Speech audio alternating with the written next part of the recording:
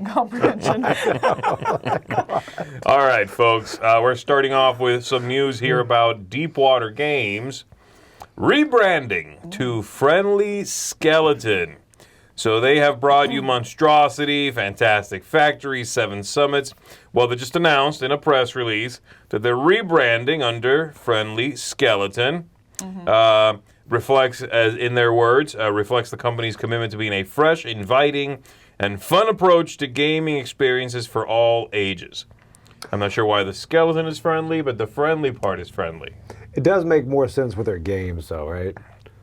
I think so. Yeah. Deepwater, as a logo and as a name, honestly was a little bit cold. Yeah. Yeah. Like a serious game there. I think Friendly Skeleton, the new logo, the new vibe, really does work for me. I think it's a great logo. I think it's a good name. Right. I think it's cute, too. I got an email from them a couple days ago, actually, about this Trash Talk game. And I loved it because now their email signatures, it's Friendly Skeleton, but then it has some skeleton, like Media Skeleton. Like, they kind of have little titles. Really? It's super cute. Yeah, I like it. Okay. We should do it with dice. So this Trash Talk game's a party game where the players are raccoons and possums trying to communicate with each other using trash as the medium. The players must use prized treasures pulled from dumpsters, gutters, and maybe even a few borrowed from humans to master the art of cross-species communication and ensure that everyone wins. They had at Gen Con, I guess I missed this, but apparently they had a full-size dumpster containing a giant stuffed possum at their booth. Where was that at? At the Friendly Skeleton booth. Friendly Skeleton. I don't think I saw that. I don't think I saw it either, but there you go. All right, moving on. Impressive. Let's talk Mayfair. Let's talk Mr. B Games. Ooh. Mayfair has acquired Mr. B Games. This was... Mayfair had sold its assets to Asmodee and closed up in 2018, but they're back now. And they just announced that they acquired Mr. B Games, who has published games such as Alien Uprising, Posthuman, Perudo, a few other things. So the acquisition, in their words, is a strategic step toward in our mission to provide high-quality, engaging games to our customers. Both Mayfair Games and Mr. B Games share a deep commitment to creativity, innovation, and customer satisfaction. By bringing these two brands together, we're not only expanding our portfolio, but also strengthening our ability to deliver diverse, exciting experiences to gamers worldwide. That's copy right there. That is a straight copy. Fire. One thing that is interesting, this last bit here, Mayfair plans to offer the full catalog of Mr. B Games to retail and distribution, as well as launching new titles under the Mayfair brand. Okay. I'm not sure if that means everything that was Mr. B continues to be Mr. B. That's what I was wondering, too, if it's going to be in a Mayfair brand or if it's going to be... And now it's just Mayfair from here on out, or That's if what they... it sounds like. Yeah, are they so. putting some new games under Mr. B? But... Interesting. Okay. I think this is an interesting collaboration by two companies that now I think I would consider both kind of small, working together, you know? Because, again, Mayfair, like we said, sold off a lot of its really big assets, Catan, that sort of thing. Right. So, So there we go. I am building curious back up. to see if Mayfair takes a look at Mr. B Games and changes them up in any way, or if they're simply just hitting basically a reprint on these things. I was curious their direction, Mayfair. They seem to be everywhere, you know? Yeah, they are. They're kind of these small acquires, it seems like. Yeah. All right, next up, let's talk Richard Garfield and Spynet. Ooh. So Spynet is this little Richard Garfield game that Z-Man put out a while ago that kind of went nowhere. It was an interesting little game, a drafting game, where the central mechanism is what's called a Winston draft in, say, Magic the Gathering or things like that. This idea of you taking a card from the first spot, but if you don't want it, you can leave that there, add a new card, and move on to the next pile. And so you make piles richer by skipping over them. Okay. So that's a Winston draft. Okay, many games use Winston drafts. And Spynet was one of the ones that the designer of Magic the Gathering, Richard Garfield, had Winston Churchill is not right. I was really hoping he was going to come into this. So this is coming back out from KBG as Shadow Blades, which is a re-theme. So in an interview with Neil Bunker, Garfield called out Spynet as a design that he would love to revisit and do differently. He said he would actually change very little about Spynet except for the messaging. He was disappointed that it barely got noticed after publication, yet it was one of his favorite two-player games. The decision to promote it primarily as a team game made people not give the two-player mode a fair shake. Also, I think the special cards in the game... What did I say? Did I say something weird? No, very good. Sounds like it was going different directions. Okay. You took off and you landed well. I also think the special cards in the game gave a sense of wackiness to the play, and players didn't take it seriously because of that. So anyway, it's coming back, obviously with a new theme, and now you've got assassins, thieves, spies doing your dirty work. So that's the cover in the top right? Yes. The left nice is the old cover. one. All right. That's a What's nice the new cover. name again? The new name is Shadow Blades, and it's from Korea Board Games. That does look like a nice cover, though. All right? And that artwork is current, probably, right? The artwork at the bottom is the new artwork. The original one was like spies. Okay, that looks nice. All right. Okay, Bombix is putting out Humanity. The Bombix is the publisher behind Takenoko, Abyss, games like that. And they're bringing Humanity out, a worker placement title, from the designer Johan Levitt, who's also worked recently on Turing Machine. The artwork is being provided by a trio of artists here, which is interesting. I like that. Artists coming together. The setting of the game, the year is 2097, and Humanity is building bases to be used by scientific civilian settlers who will carry out experiments in order to further their research. So on their turn, players can either gather resources or send one of the astronauts to spend those resources to produce new modules at the automated station. But the farther out you go, the longer it will take you to get back to your base and properly attach it, costing you time.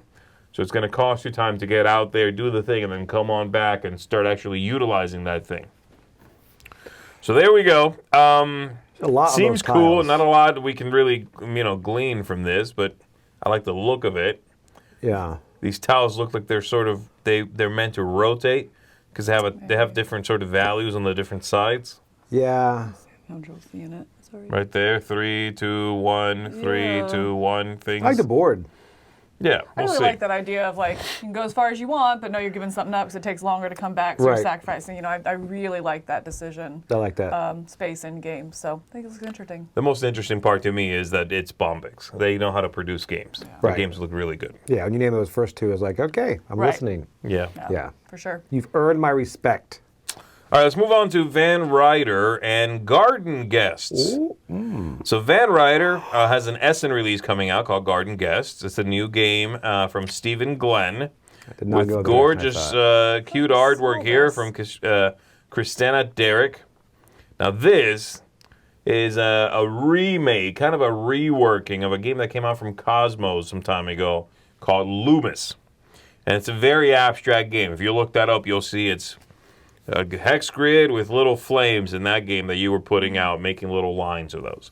So very, very abstract. And now, of course, being that everything does very well with these flowery or naturey themes, they've reworked it and they're doing this theme instead. This is our new abstract strategy game where players or teams, you can play in teams, are trying to connect the path from one side of the board to the other. This is from Van Ryder. The way you're doing that is you have a hand of cards. There are sections of flowers on the board, and you're going to play the flowers that you need for each space to connect colonies. It's bug-themed, and the bugs are trying to make their way across. You build colonies and towers, then you connect them. Once you've connected them, that's locked in. It's a bit of a chess match, a mental battle of who can basically connect a full line across the board. There you go. The game is going to be for 2 to 6 players, ages 8 and up. 30 to 40 minutes, and like I said, it's expected to come out at Essen. It also should be in the U.S. in early November at an MSRP of $39.99. We'll say a little bit disappointed. I heard Van Ryder and garden guest, I thought you were burying people in the garden. Thought they were going the final girl direction. Oh. But I'm that like, would be a fantastic. yeah, I'm like, it looks a little more friendly than I was my anticipating. gosh, like a new module. You know, for Final Van Girl. Ryder's got they've got a wide area of what they hit. You know, jumping from Final Girl to, hey, you know what, let's make a garden. Yeah, that's the thing. I mean, Cute bugs. Cute right. bugs. More Yeah. abstract. I mean, they really are known for those heavy, rich themes Yeah. and story, you know, so it'll be interesting to see how they take it with abstract here. Yeah. Well, speaking of Final Girl, Oh, what? Final Girl continues to be an amazing hit for us, How's that? Porfirio said, who is representing here Van Ryder. We are fully stocked for Series 1 and Series 2. Series 3 is coming to Kickstarter on September 19th and wrapping up on Friday, October the 13th. It says here, we are blessed with a Friday the 13th in October this year. What a blessing. So they end on Friday the 13th. Pretty good. Oh, Pretty good. excited. Love it. It will Oh, have so a good. retailer tier, so if you're a retailer, you can get it there. And he says we've got some really, really big secrets that I wish I could talk about, but I only have to wait another month or so and a half. We've got some really huge things planned. So Final Girl is configured on a core box, which must be combined with at least one feature film box. Get the Final Girl, get the baddie, mix those things together, and each series has 5 feature film boxes. So basically, more Final Girl coming. You want more variety. You want some new twists, maybe. We'll find out soon enough on that. Well, I love Final Girl because now we're looking at a season 3 here, and a lot of times with games like this, it's like, oh, I missed the boat. Where do I start? I think the great thing about Final Girl is you get a core box and then pick what looks interesting. That's it. And that is one good thing. Yeah, Because I they agree. all mix in well. It's the core box. That's all you need, and you need one feature film. Take what looks interesting, or get it all. I will say it packs so well now with that new box and stuff. I'm like, okay, I hope they kind of continue that. Pull out the new box. I know. I'm excited for that too. What's the new box? Oh no, he hasn't. It's a big secret apparently. Yeah, the other was like a Season VCR, 3. which is pretty cool. Well, this one you can sleep in. I'm up This for is that. gonna be antennas. Yep, I'm there. I'm all in. All right, moving on. Trick or Treat Studios. We're going to stay spooky. Woohoo! Trick or Treat Studios I didn't know about this. is going to team up with Rob Zombie to put out a game using the theme of House of 1,000 Corpses. Such a creepy movie. Board game on that. So, Trick or Treat Studios and Rob Zombie have been collaborating on various masks and action figures, this I did not know, prior to this next step in their relationship, which is a Okay. full-fledged board game based on the cult classic film. So previously, NECA had held the rights to this license, and NECA does a lot of things. They do... Candies. Wafers. No, that's What? different. You're thinking 2 C's. It's just Oh, one C. okay. Never mind then. NECA has a lot of licenses to a lot of films, and they put out figures, collectible cards. They do a lot. So, well, apparently, this has now moved over they also to do boop. this has moved over to Trick or Treat, and they're going to be working on this game. That third person in that picture, just like everybody else is like so know, right? scared. It's like, Mom, why are you there? She's the first one killed off. When we Pretty asked Rob Zombie if we could make this game, he only agreed to it on the condition that you get to play the bad guys. Oh, I'm so really? excited. Said Joe Stoken, Director of Business Yes. Development at Trick or Treat Studios. So in this game, you can choose to play Captain Spaulding, Otis, Mother, or Baby. Oh my god. These are the bad characters in the movie. Oh, It's a macabre cooperative board game where the players will work together to fill up their blood meter by capturing Yes. or killing as many victims as they can before the cops arrive to stop them. If too many victims escape the Fireflies, the players lose the game. I guess the infamous Firefly family, that's what they're all called. That's their brown last coats. name. Yeah. It's only been like 30 years since I've seen the movie, so. The game is for 2 to 4 players, ages 17 and up, obviously. Not that long. Plays in 60 minutes. It will retail for an MSRP of $59.99. It will be crowdfunded, and we haven't seen that yet. And then the campaign will include a retail pledge and will, have distribution to follow that. Oh man, I wonder if they're going to run that campaign like during Halloween, but That's a Color me that's a interested. possibility. I do like what they're Yeah. showing here. I like the artwork that they're showing. I do too. Even the little bit that they've got here is very interesting. So Yeah. Yeah. Almost makes me want to rewatch the movie, but not really. That was a rough one, wasn't it? It was super rough. It's not that Yeah. good. It's super creepy. Gave me nightmares for like 5 years.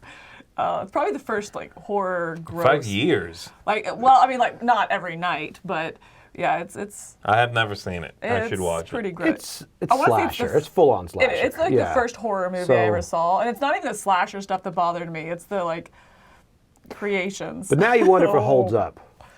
I don't know. So, Movie night. it's Rob Zombie. I'm Movie on board. night. All right, we'll do Up for it. Z, With the lights Gallivant, on. then House with a Thousand Corpses. No, pass. All right, moving on. Pirates of Maracaibo. Oh. Also, This is definitely like a Because Maracaibo is a very Euro game from Alexander Pfister that did very well. It's incredibly highly regarded. It is highly ranked on Board Game Geek.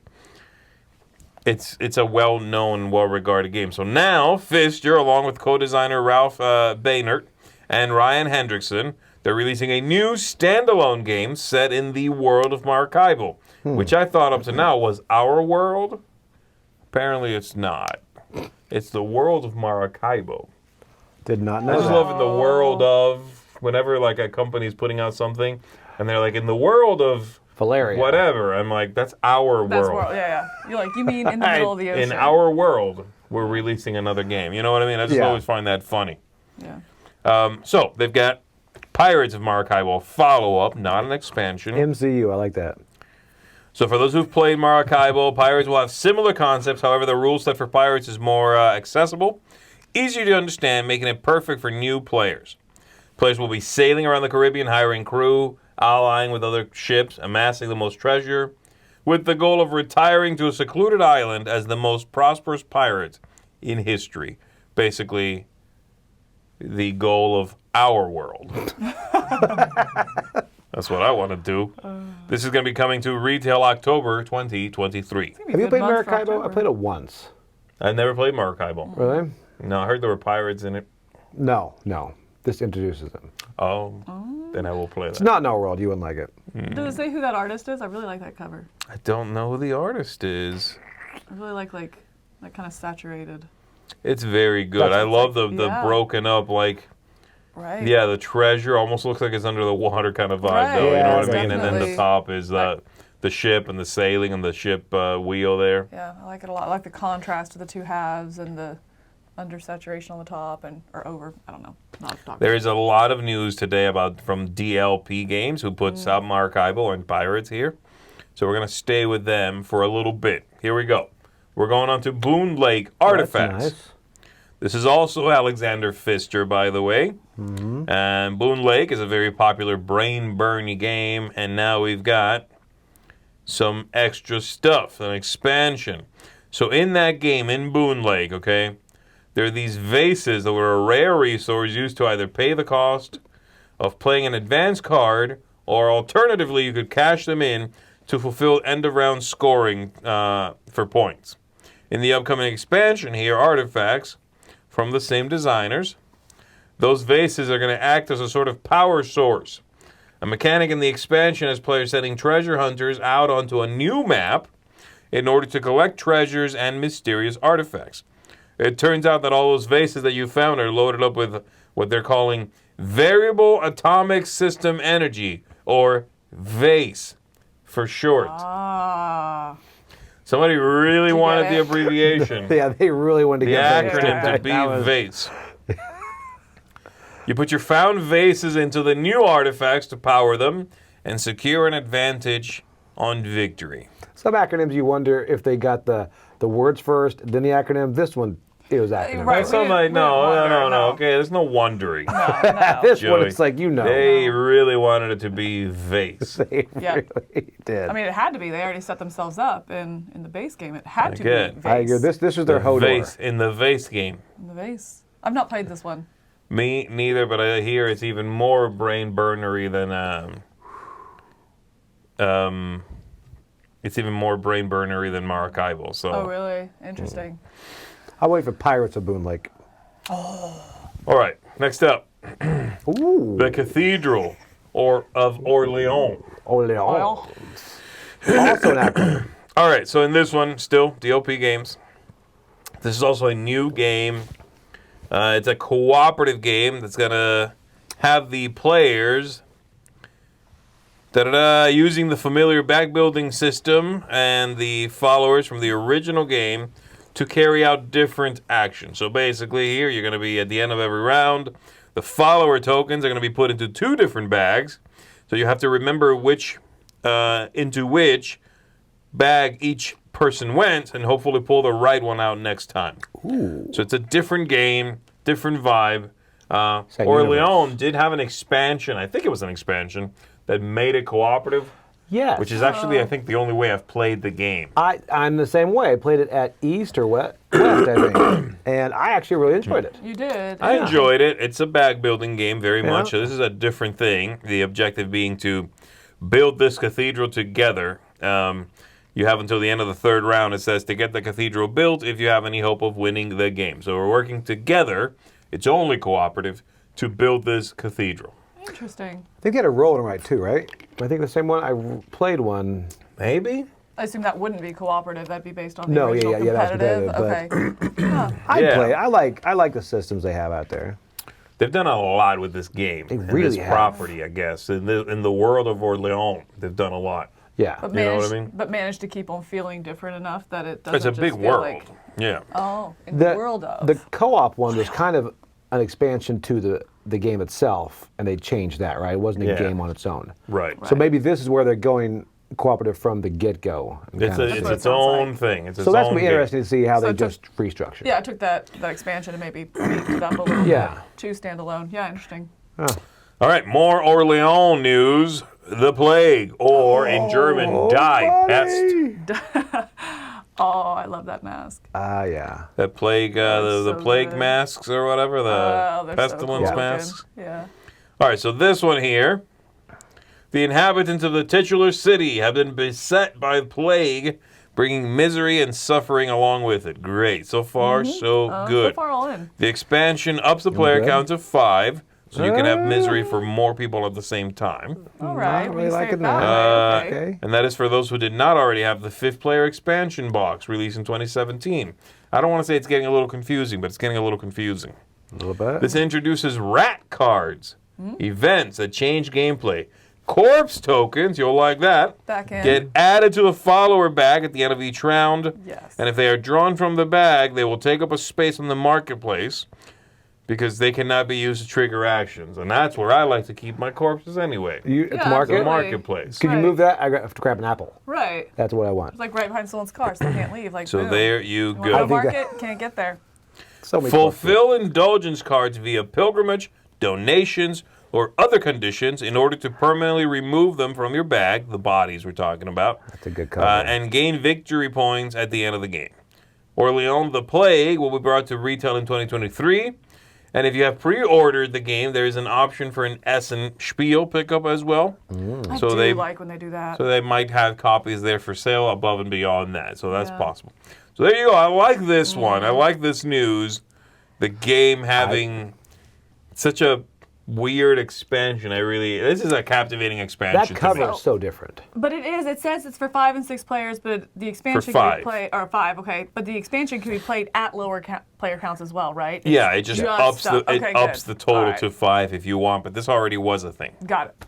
Okay. Cool. I like Yeah, I would definitely, like, if I was gonna jump into Orleans now, I would get that and this. I would too. I'd be like, oh, let me see. You know what I mean? that. Should work with the cooperative one. We need corpses in the cooperative one. You gotta let the corpses hit the floor. I agree. It's Rob Zombie. Dracula. I think it really was it? I don't know. Next up, let's go pretty. Let's stop talking about dark, dead things. Let's talk about Evenfall. Oh, look at those This people. is still from DLP Games, okay? In the Orleans universe, this too Maybe. exists. I don't know. I think so. Okay, so this time we're talking about here designer Stefano Di Silvio. The illustrator is Martin Motet, who is the artist from the 2022 hit Revive. So if you, it's the same Yeah. same Okay. artist there, same illustrator.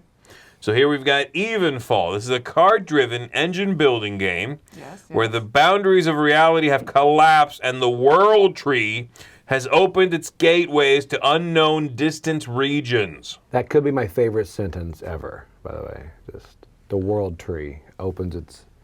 Just everything's going on right now. Doesn't look like a lot, but it is. I like that. It's a lot to unpack. You're still going. I'm excited. He's committed. I'm committed to the tree, Zee. You can't say Joey doesn't commit. I love it. Full on the tree. Fine. You know what? You stick to your plague. I'm going tree. I like engine builders. I think this is cool. Players will be sending their witches to discover there's witches in it too, to discover and control these new places of power in order to use them for arcane rituals. That's good. Battling for the favor of the power stones. There's power stones in it. It's got everything. It's got everything. Fox. All my keywords. Manage your resources, execute your actions in an efficient order, and discover card and action synergies that generate victory points. Game ends after 3 rounds. Whoever has the most points wins. This is available on pre-order on their website, DLP's website, with an option as well for Essen Spiel pickup. This is one of the ones that immediately, for me anyway, goes to the top of the Essen Spiel list of like things I want to see there. You know what I mean?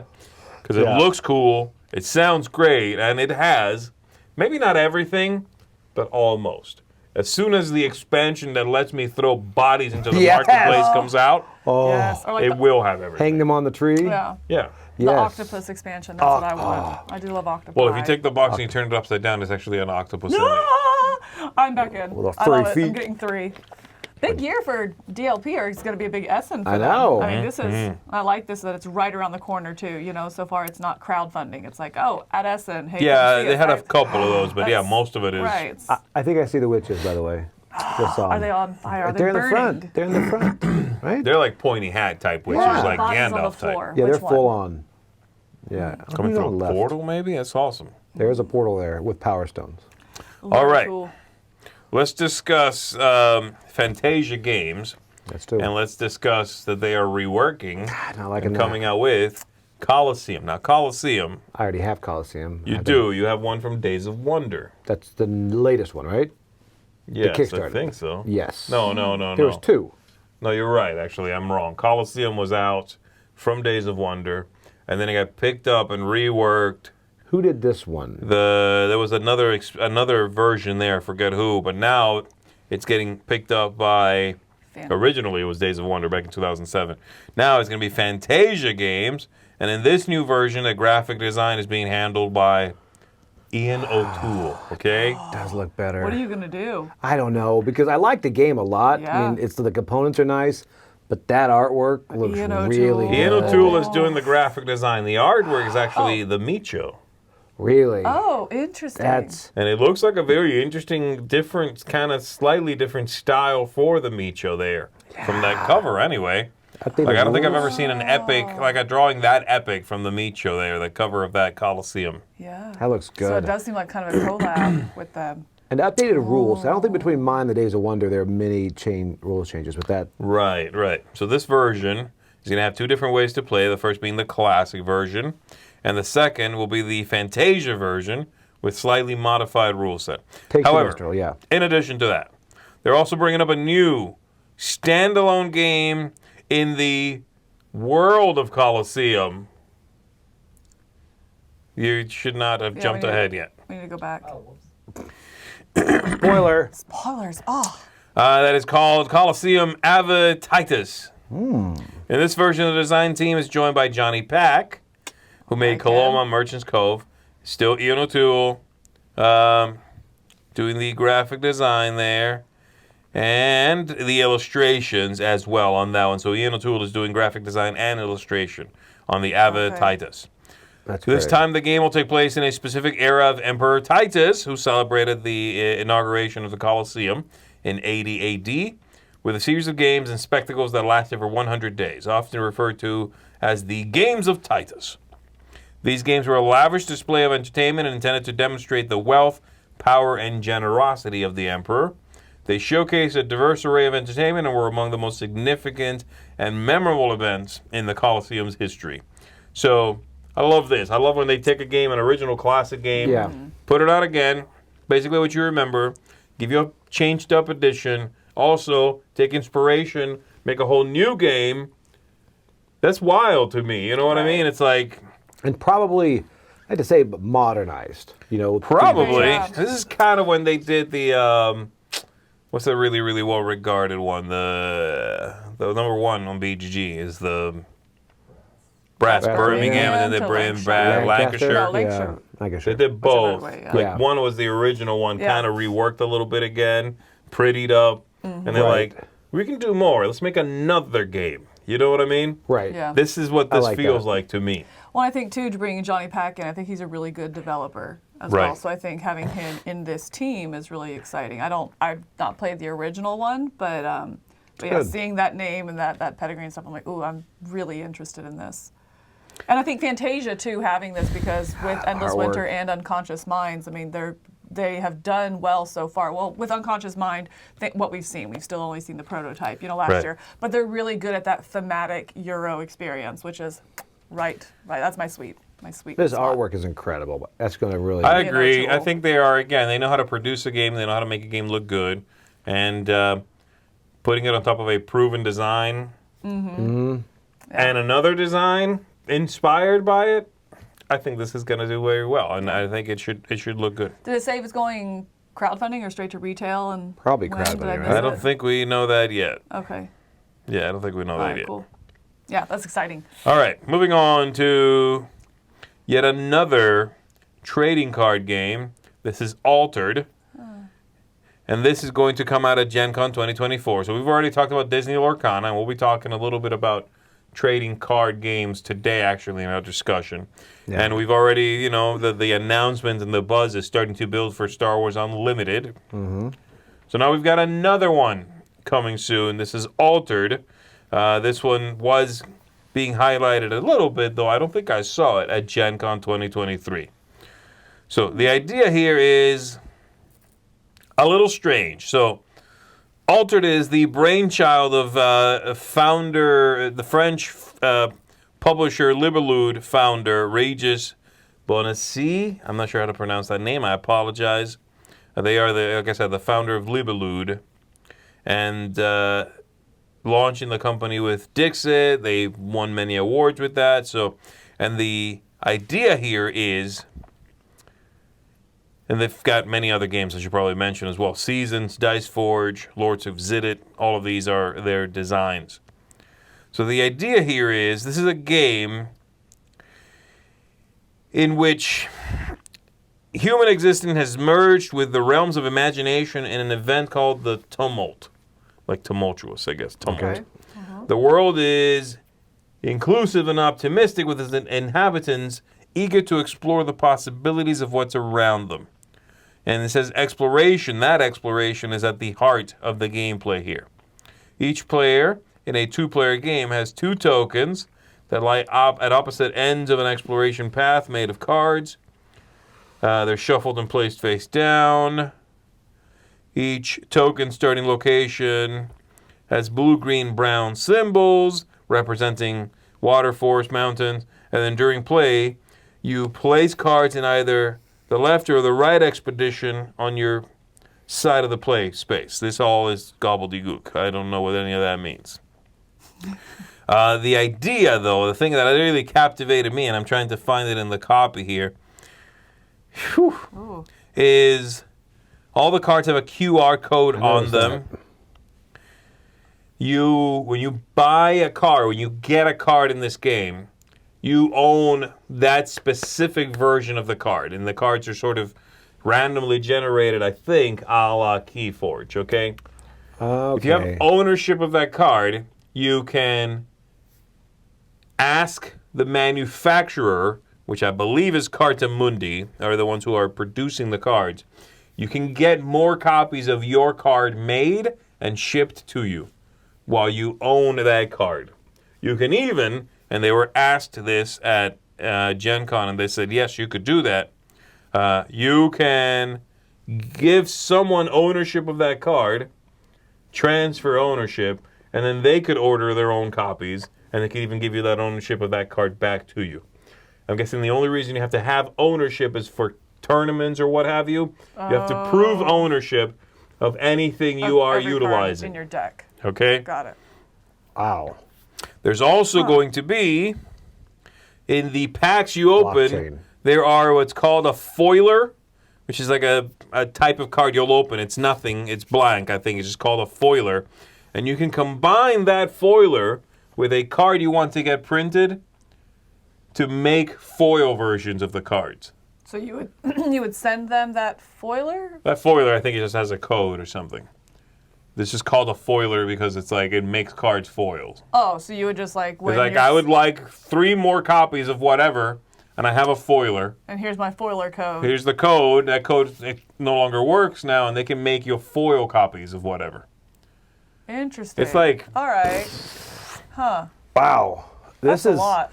okay. CCGs. A lot of people are like, "There's too much of a system I have to get into." This is just expanding that. Yeah. So I'm curious how people are going to. People may want more like this. I don't know. yeah, the whole thing. Other than that, obviously it has an app. When you scan the QR code, it registers the card to you owning it. You know. Yeah. Besides that, there's going to be formats: sealed, draft, constructed format, 1v1, multiplayer.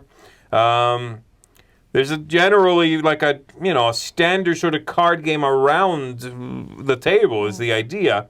It's all the other stuff that's kind of blowing my mind, and I'm like, what? Wait, what? Yeah. And what again? You know what I mean? Mm-hmm. You can have the cards printed, sent to you. You have to have ownership. To me, it kind of this was giving me a real NFT vibe in a way. That's what I was thinking Wait, too. what is happening? Yeah. You own the card, and you can loan ownership to somebody else to make copies of it. But if they don't own it, they can't put that card in their deck. It's a weird one. This is definitely a wait and see what is going on for me. Yeah, I'm worried that that's what everyone's going to think, though. I'm going to wait and see, and if everyone's waiting, does it Then ever is go? anybody going to get fully? But I will say, as far as CCGs go, like those cards look pretty clean. Like not being a CCGer, I'm like, oh, I look like I can figure that out. It's not, 15 symbols at bottom and all the keywords, and again, who knows what it's going to look like. I'm just going on first impression here, but it's like, oh, that looks approachable. Yeah, it does not look too busy. I don't love the QR code in the bottom corner of every card. I don't Right, like the yeah. look of that. Yeah. I don't know how they could do it differently, though. I don't know with how they this could do it system differently, they're right. making, I just But don't like yeah. the way that it looks. But Yeah. I do wonder if this takes off with people, again, that are very tech savvy and into that. Yeah. I think you could do well. I do It's also true. worry if it might be too innovative for its own good. And that's what I wondered too. Is my mentions like it's a lot of work to play a game. Right. You could open up Radlands. Let's go. At it. Yeah. This will come into our discussion here in a little bit, though. But I think for me and for us, yes. But for like younger generations, no. The scanning QR code, having ownership online. I think that's cool. That it's- Again, I think they might be here. They might be onto something. I might be too old to know it. Right, and you got to try something new. Maybe it'll work, maybe it won't.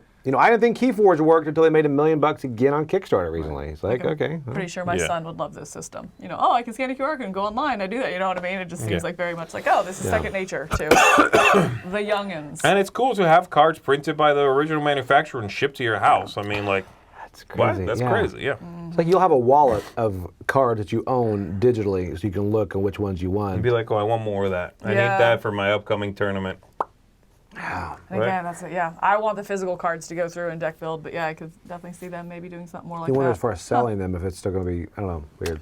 All right, and for the final piece of news, let's talk about Essen Spiel coming up here, folks. Yes, please. This is going to be the biggest spiel of all times, according to them. They have rebranded quite a bit. They've moved some things around. They've changed their logo a bit, modernized it. They've shifted everybody around. They have new hall concepts, new plans. So here it is. There's a lot here. I'm going to go over just a little bit of it, okay? Halls 2, 4, 5, and 6. These are sort of big, spacious spaces. If you've been to Gen Con, where the exhibitors are, that's like one of the halls, okay? One of what? One of Seven? like Six. 6. Okay. They have 8 in the hall, but they only open 6 normally. They open the 7th one once. 2, 4, 5, and 6. Family games, from simple children's games to light connoisseur games. That's the core of the convention, okay? because that's the core of games. Hall 3 is connoisseur games and expert games. Hall 1, role-playing games, trading card games, and miniatures games. All right, so and they say the transitions here are fluid. In the peripheral areas, visitors will also find games from the adjoining focal points of those things. So like in the gallery, they'll have the youngest visitors. They can quench their hunger and thirst as well. So they've kind of started to group things, as logically as possible for whatever your focus is while you are there. There's also a new navigation and kind of overview app that they're trying to bone up. They've had this in the past. They're trying to make it stronger, okay? This is going to have an interactive hall plan with zoom options, indoor navigation, new release list, exhibitor list with booth numbers, program overview of the fair itself and exhibitions. There's special areas for artists and authors and crowdfunding. Oh, do like that. They talk about Educators Day on Friday. They talk about whole day lectures on Thursday. The awards ceremony and the novelty show and the stream that they'll do. They have a lot of things. And then they talk ticket prices over here, okay? I believe we're in Hall 3. Is that right? I thought we were in Hall 3, That's what yes. I'm thinking, in the connoisseur area. Yes, I which is believe so. We're interesting. near the back of the Hall 3. Yeah. It'll be Which interesting. it's very, we've never been in that hall. I like that hall. It's a very busy spot. It'll be interesting to see what this is like because, family games, there's a lot of companies that do both, and have a spectrum of the type of games. Some of them are very straightforward, but other ones that have that, where do they put them? Because I don't know if they get a choice. I thought it was more of an assignment. Or they request and then it's assigned from there is what I understand. But so it'll be interesting to see how this plays out. I'm super excited about the map because last year was my first year at Essen, and it was definitely very much kind of lost. The whole time it's like, okay, it's over in Hall 4. What am I in? 5. Where's 4? North. Where's North? I don't know. It was definitely like a step, like a whole procedure to do anything and go anywhere. So to have a better, more integrated system here of how to get around, it's very much needed for me. Yeah, I'm curious. You've been there once. You'll go again. So your comparison will be 1-to-1. Mm-hmm. And for me, I wonder if it's going to feel like you're messing with habit. You're messing with my ability to know where things more or less are. Right. Yeah. So we'll see. You know what I mean? How it feels to me versus how it feels to you. Right, yeah. But yeah, that's basically it. This is the 40th year, by the way, that they are doing this. So it's the 40th anniversary of Spiel at Essen. We're certainly very excited to be there. So when they say the biggest ever, you said they had an additional hall one time. So are there more exhibitors in a smaller space now? Is that why it's bigger? Or I think 7 was open, but it was largely empty. I think they're just they're counting on how many people are there, but also they've got pre-sales already too.